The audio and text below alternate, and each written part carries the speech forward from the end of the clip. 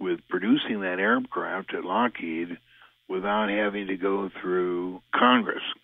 But the F-19 was a really slick-looking airplane. I think I've got a picture of it posted on the livingmoon.com.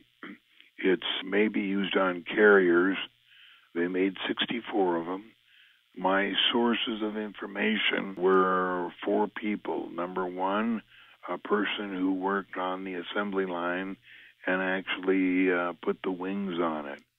The second source was a Navy SEAL who was standing on the deck at night and watched one of them being launched. And he didn't know what it was until he got to my house. I showed him a picture of it, and he said, yeah, that's the thing that was taken off. And the third source was a friend of mine who was a high Lockheed executive, and I have a place where I keep that picture of the F-19. It's a picture of a model, not the airplane itself, but a model. And he pointed to that picture, and he says, hey, there's the airplane that General Bond was killed in. And he was right on that. General Bond was not killed in a MiG-23. He was killed in an F-19, and the Navy was the one that killed him. The Navy accidentally brought down one of the airplanes. Was it Pan Am?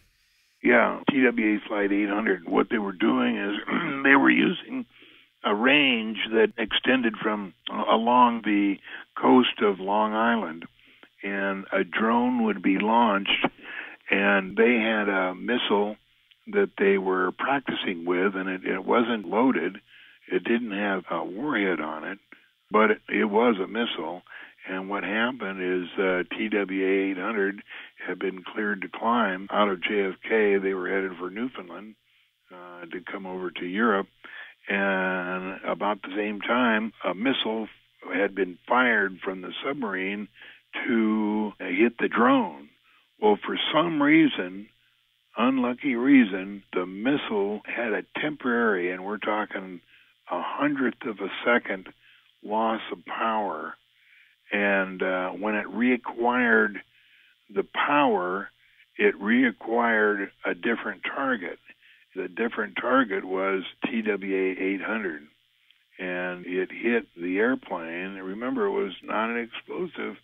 And it hit just forward of where the wings attached to the forward fuselage. And it went through the aft part of the first-class windows and out the other side, and caused the airplane to break in half.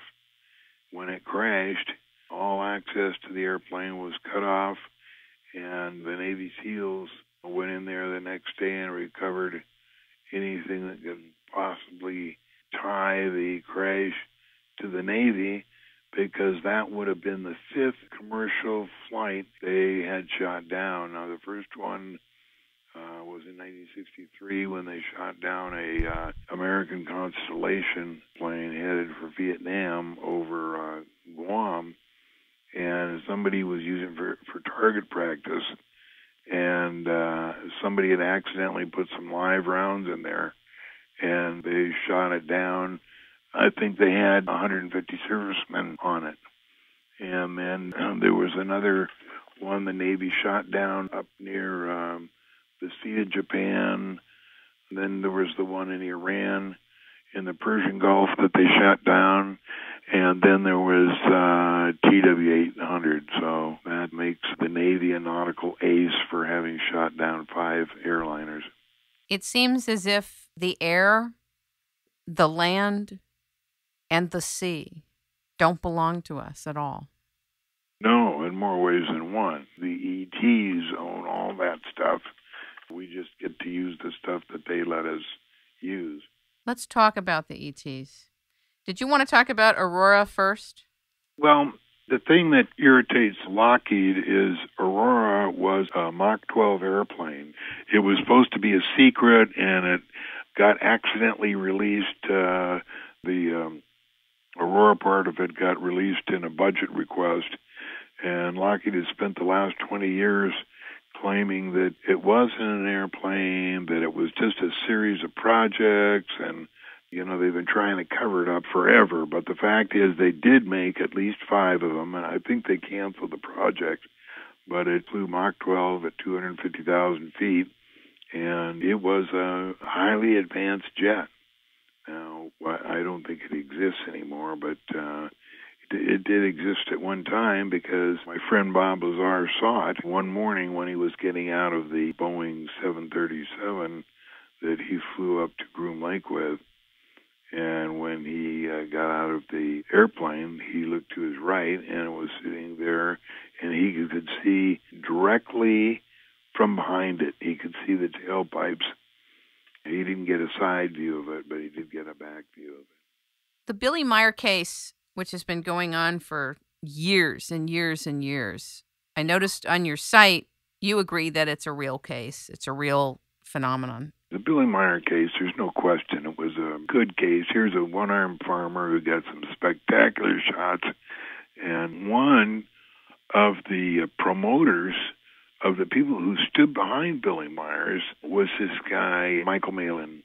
And Michael Malin was given exclusivity of all the Mars pictures that came down from all the Mars orbiters.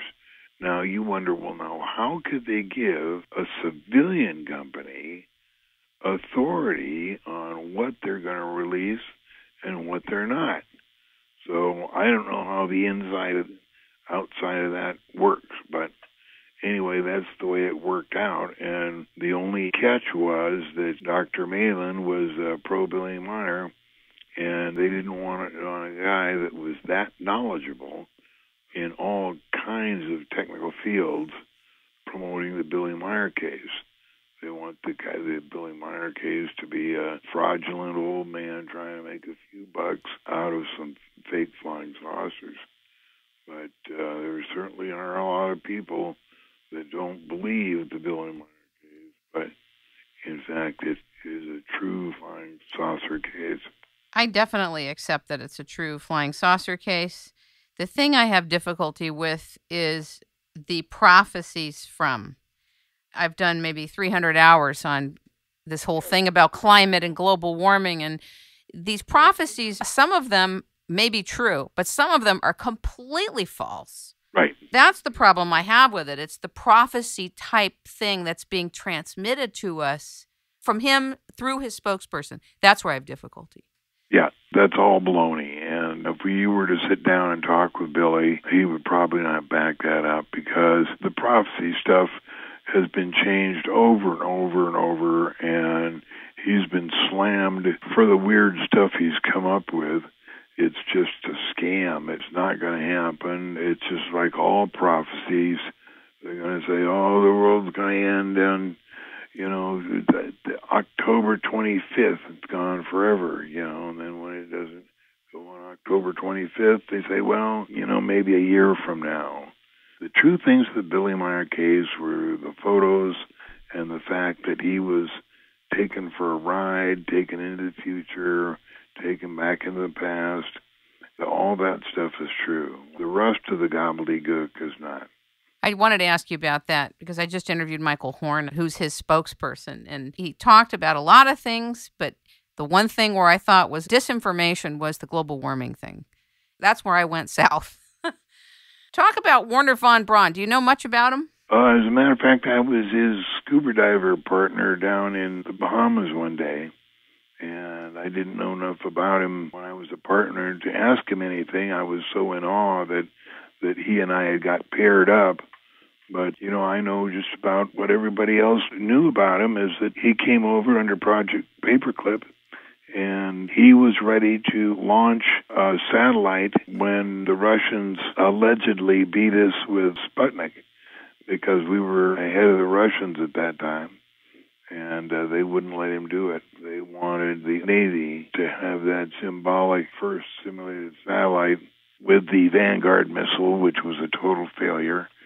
And we let the Russians go ahead and launch Sputnik, and then there was something else. And then the Yuri Gagarin thing was a totally fake. Yuri never went to space. He was dropped in a parachute near one of the capsules that had been dropped out of an airplane.